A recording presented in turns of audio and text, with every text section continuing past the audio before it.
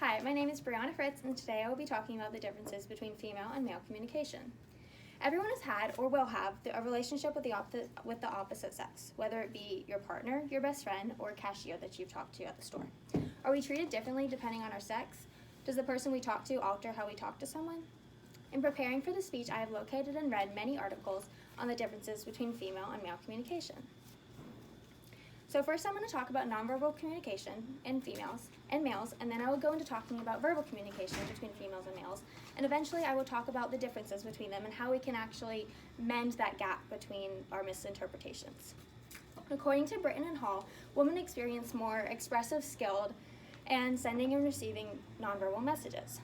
Nonverbal behavior can often be retracted, meaning it can be more vague and mean more things than what it could be expected. And that means it can be either positive or negative. So you have to be more direct in the approach in how you're going to handle the conversation with nonverbal approaches. And this is according to Cook. Women tend to use smiling and using hands and eye contact to be more active at listening. This helps them with the conversation to improve it in a more effective and approachable way. Although smiling can mean many different things. It can mean you're nervous, it can mean submission, or in this case, sexual context is very important. They are very relationship-oriented, meaning that they want to ask questions and they want to be more into the conversation. They are more often like to lean forward and use eye contact so that they know that the other person is listening. However, on the other hand, men are less likely to use positive gestures. They're found to be more nervous and use disfluent behaviors. This is because they're just more simple and they like to get straight to the point, and this is why they're task-oriented.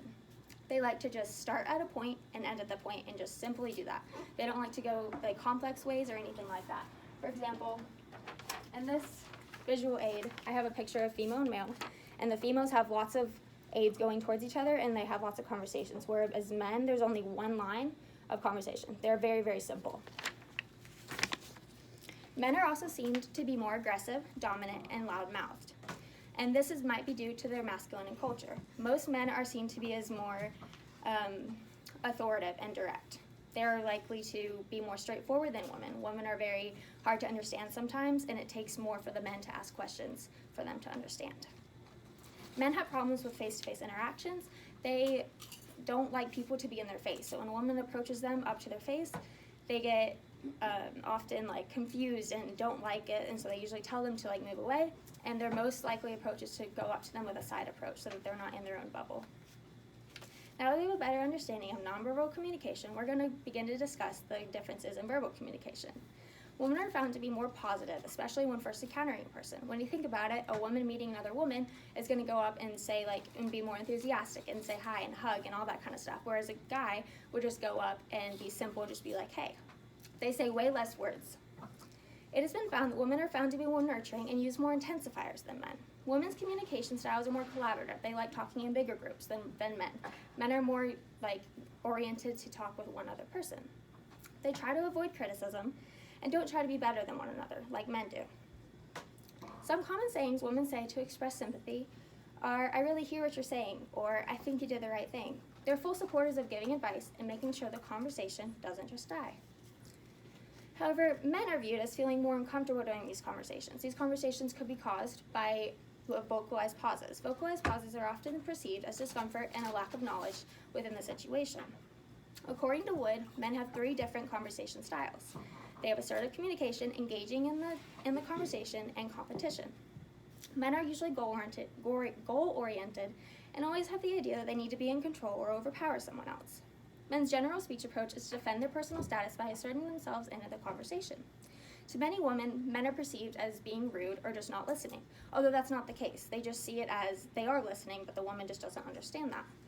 According to Vertebrate, men have a lack of response for sympathy and understanding, which doesn't mean they don't have it. They just show it differently. After talking about the differences between verbal and nonverbal communication, I will go into how we can really bridge that gap and fix the miscommunication. Most men and women have problems in their communication because they misinterpret each other's communication. They rely on what they are used to instead of actually researching and digging into why they're having those problems. For example, a woman tells her partner that she's upset because she didn't get the job she wanted, and he goes, "You shouldn't feel bad. Lots of people don't get their first jobs." And so she sees him as acting unsympathetic and like he doesn't care or is uninterested. Some ways we can determine this and make it better is by telling women that they need to understand that they're not always going to get the reaction that they want. Sometimes women have this idea in their head that they want it to go a certain way, and it doesn't always go that way. So they have to be able to be flexible in the conversation and like really understand that men don't always understand it the same way. However, men, on the other hand, need to work on the fact that women want to say, when women want to talk to you and they don't want you to interrupt them, sometimes they just want you to vent. Women just sometimes want to express their emotions without any like interruption from the male. But the problem with this is that the woman will not tell the male up front that she wants him to just listen. Sometimes it's not directly said up front, and so this is going to cause more problems in that relationship. And something that you can really help with your communication goals is to set a relationship goal in the beginning. Tell them what you want in the communication or in the relationship, what you want to get out of it, and what you can really do to improve the communication if something like a problem happens. Lastly, being patient is a huge barrier in any type of communication. It's a process of understanding that time and patience is really what's going to bridge that gap between communication. Patience can be redirecting your conversation to make it positive, or simply just dropping what you're doing to listen.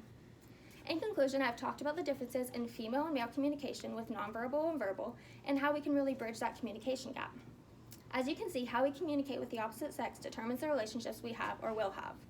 Now that you have learned about the differences in communication, you can practice your communication and improve it in your own life.